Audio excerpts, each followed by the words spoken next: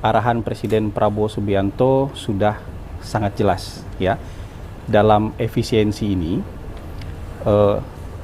gaji pegawai dan layanan publik bukan termasuk dari item yang diefisienkan ya. Termasuk juga layanan-layanan dalam soal pendidikan ya. Presiden Prabowo sangat menaruh perhatian yang besar terhadap pendidikan.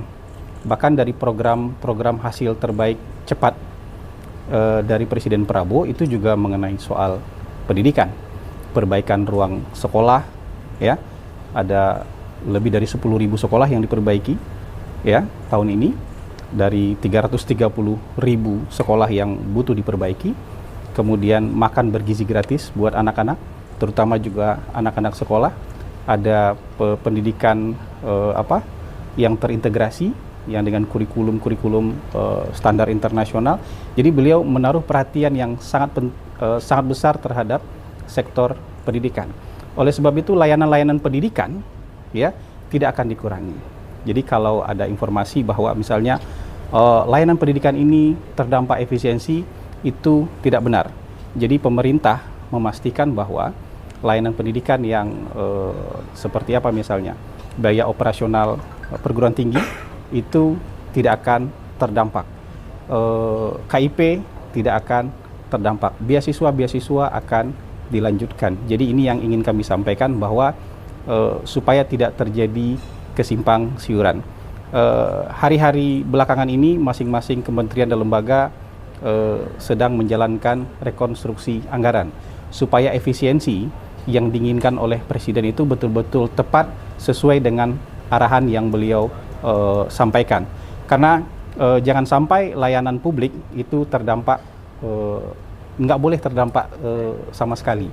Jadi layanan-layanan pendidikan ini merupakan bagian dari layanan publik ya, layanan publik. Jadi ini yang ingin kami sampaikan supaya tidak terjadi simpang siur informasi di lapangan. Jadi percayalah bahwa kalau yang dikhawatirkan adalah biaya kuliah, kalau yang dikhawatirkan adalah soal KIP kuliah, yang dikhawatirkan soal apa lagi?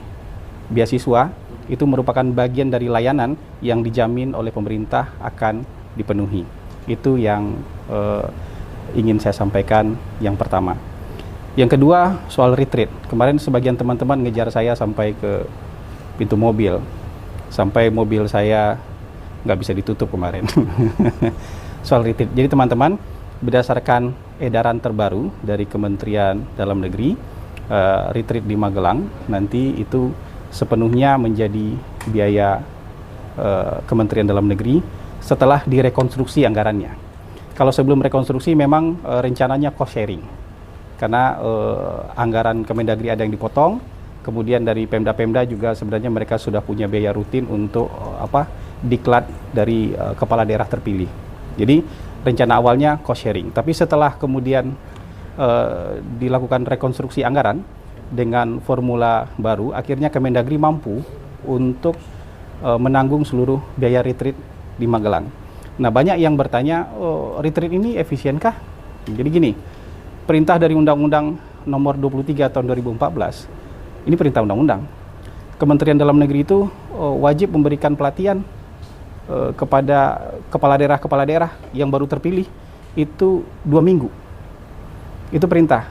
Dan ada juga perintah dari undang-undang kepada Lemhanas untuk memberikan diklat kepada kepala daerah calon-calon pemimpin itu minimal 1 bulan. Nah, sekarang diklat pemimpin ini disatukan. Jadi hanya 7 hari. Jadi diklat Kemendagri dengan diklat Lemhanas sekarang disatukan nih. Jadi kerjasama antara Kemendagri dengan Lemhanas.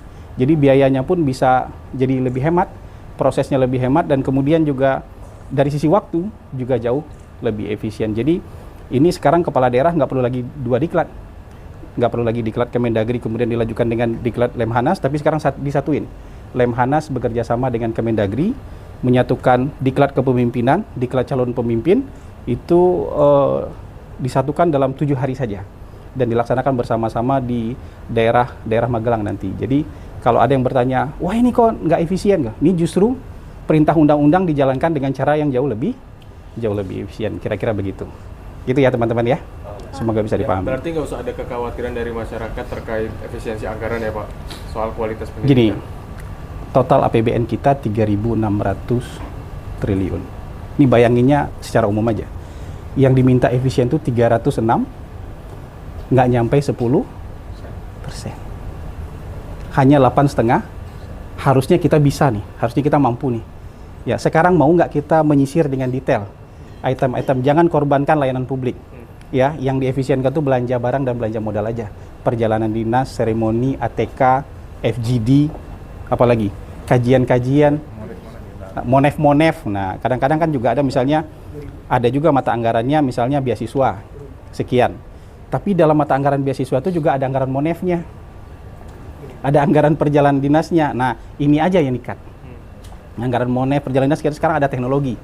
Kita bisa ada teknologi HP, ada teknologi video call, ada teknologi Zoom meeting.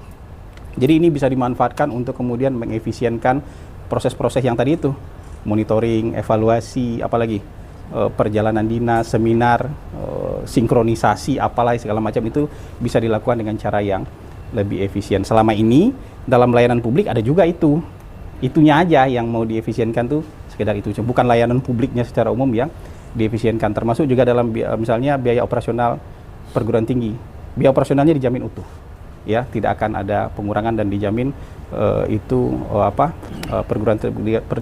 perguruan tinggi akan menerima biaya layanan yang dibutuhkan, gitu. Bapak, untuk concern efisiensi ini di media sosial juga yang jadi perhatian netizen adalah saat upaya pemerintah untuk menghemat anggaran, tapi ada pelantikan juga untuk terhadap stafsus di kementerian lembaga. Apakah ini juga jadi concern terhadap Presiden bahwa ini justru malah membuang-buang anggaran baru gitu? Ya, staf khusus berapa sih? Udah cek belum gaji staf khusus berapa? Udah cek belum? Jadi berapa? Berapa? 4 juta? Jadi nggak signifikan gitu. Kan ada tunjangan dan Iya, berapa? Totalnya berapa? 15 juta? Cek aja total gaji staf khusus berapa. Jadi teman-teman bisa hitung lah, dilantik 3 staf khusus berapa gajinya gitu. Jadi ini kan staf khusus ini yang mendukung kinerja menteri. Jadi ada staf khusus dibatasi kan? Maksimal staf khusus menteri itu 5. Ya kan? Kalau staf khusus saya cuma 3. jadi Dibatasi. Iya, gitu kan. Dari sisi efisiensi ini bukan apple to apple lah. Ya, ini bukan sesuatu yang perlu dibandingkan. Orang kan kadang-kadang gampang terbawa emosi aja gitu. Makasih ya.